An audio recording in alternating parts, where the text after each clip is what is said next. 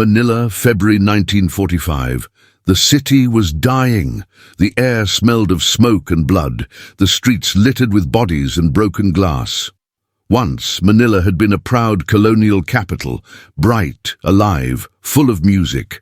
Now, only silence and fire remained. In a half-destroyed field hospital north of the Pasig River, Keiko Yamamoto, a 26-year-old Japanese military nurse, stood among the wounded.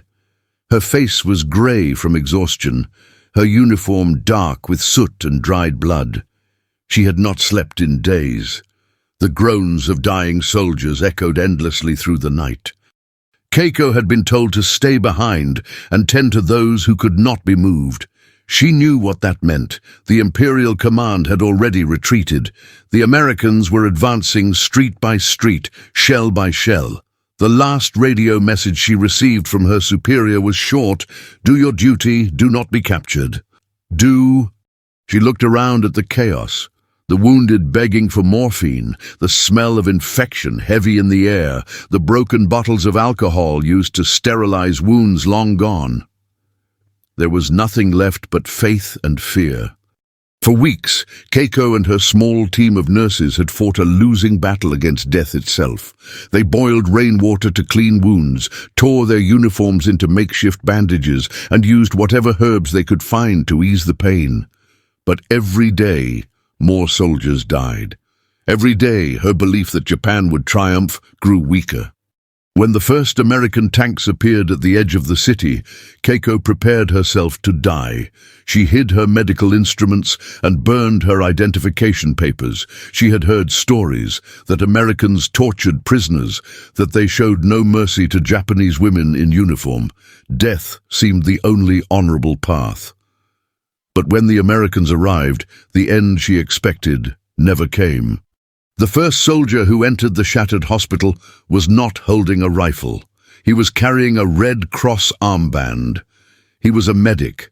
He saw Keiko standing motionless, her hands trembling, and instead of shouting, he reached into his canteen and offered her water.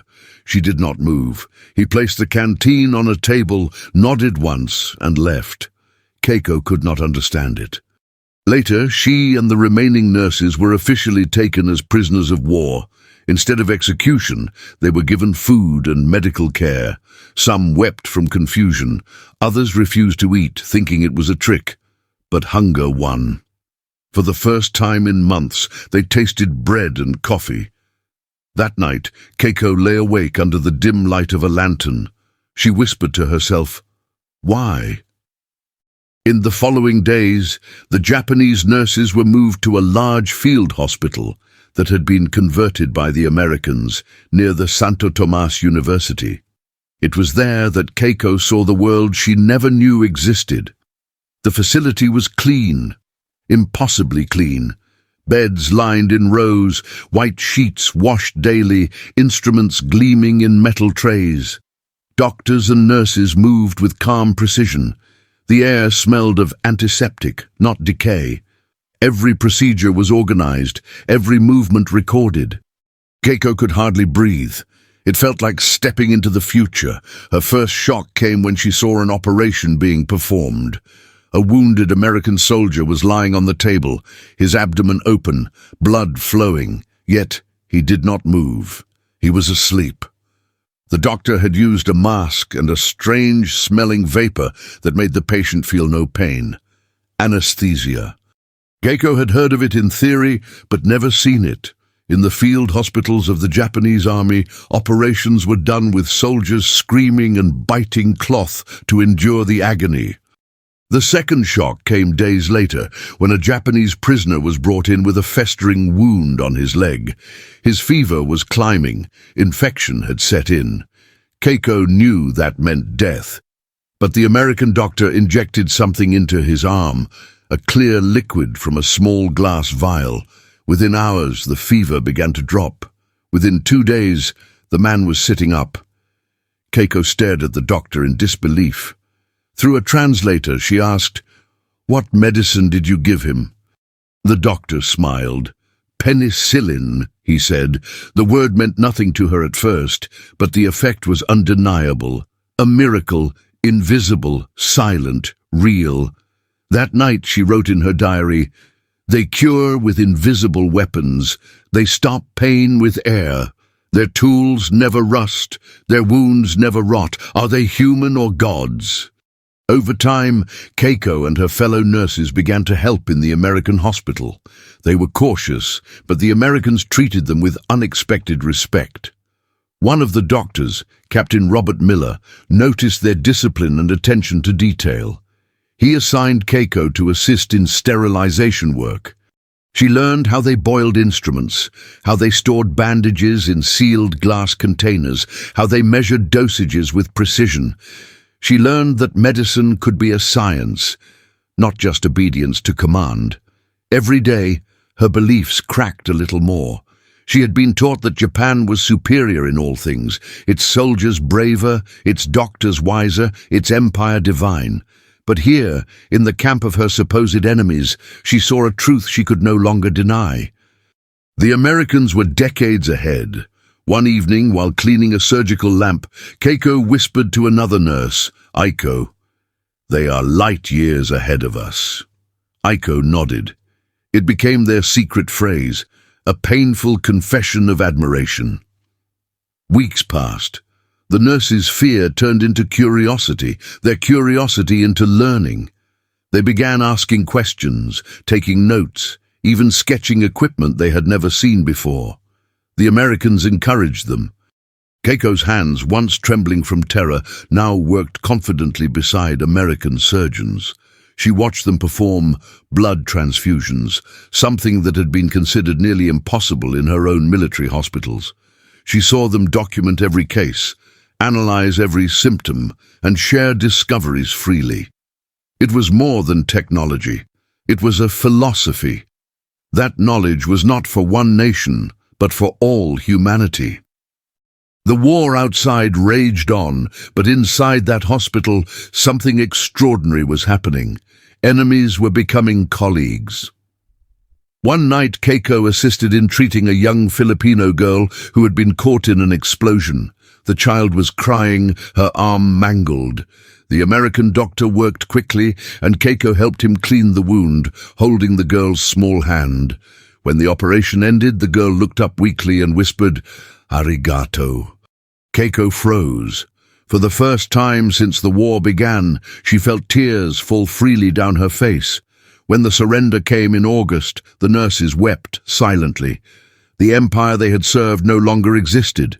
The sun that had risen for 1,000 years had fallen.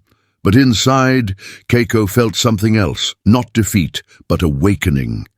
Before being sent home, Captain Miller spoke to the group.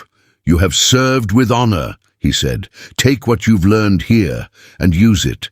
Your people will need healers, not soldiers."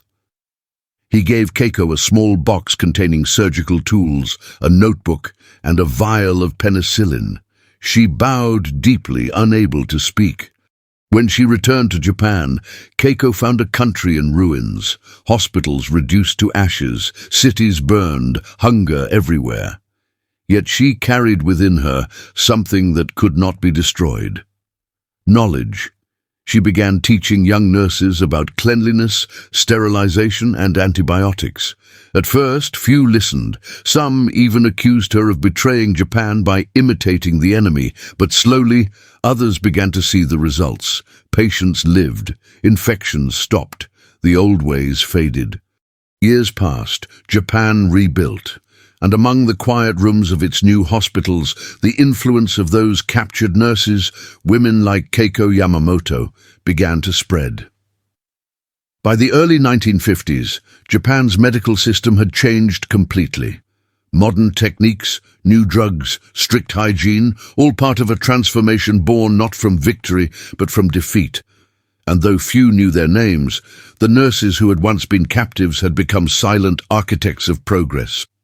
In her later years, Keiko never forgot the faces of the American doctors who had treated her not as an enemy, but as a student. She never forgot the sound of a man saying penicillin for the first time. Her diary, preserved by her family after her death in 1972, ends with a single line written in faded ink. The same words she whispered in that hospital so many years before. They are light years ahead of us, but we are learning to follow. And with that, the story of a woman who entered war to serve an empire and left it to serve humanity was complete. Because sometimes, even in the darkest chapters of war, compassion becomes the greatest weapon of all. Time passed, the wounds of war healed, but never completely disappeared. Japan of the 1950s was a different place. The cities, once in ruins, now glowed with new lights. But behind this reconstruction, there was silence. The silence of those who had seen too much. Keiko Yamamoto was one of them. Now in her 40s, she walked through the hallways of a modern hospital in Tokyo.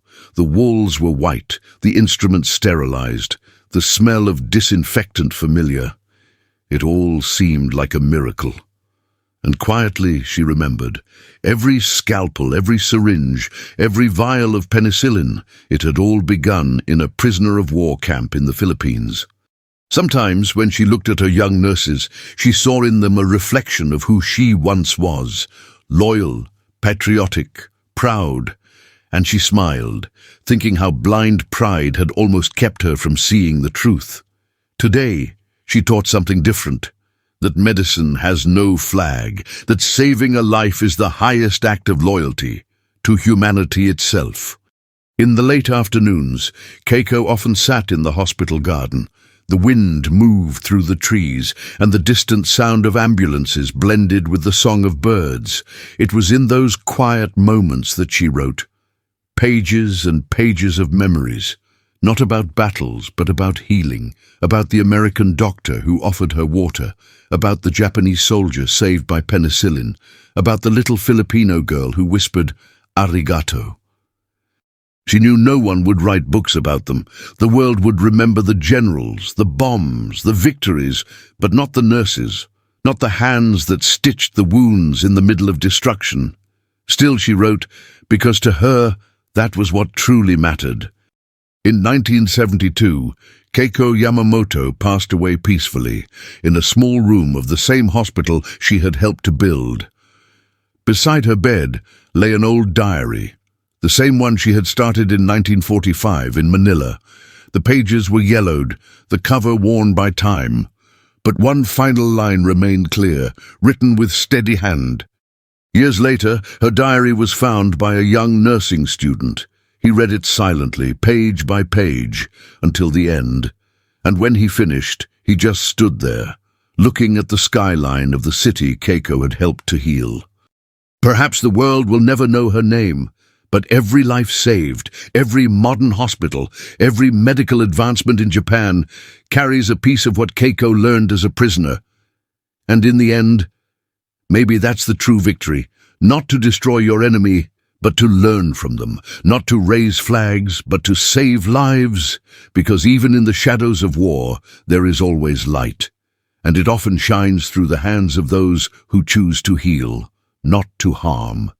If you enjoyed this story and want to discover more untold human stories from World War II, subscribe to Voice of Conflicts, new documentaries every week, bringing forgotten voices back to life because history still speaks.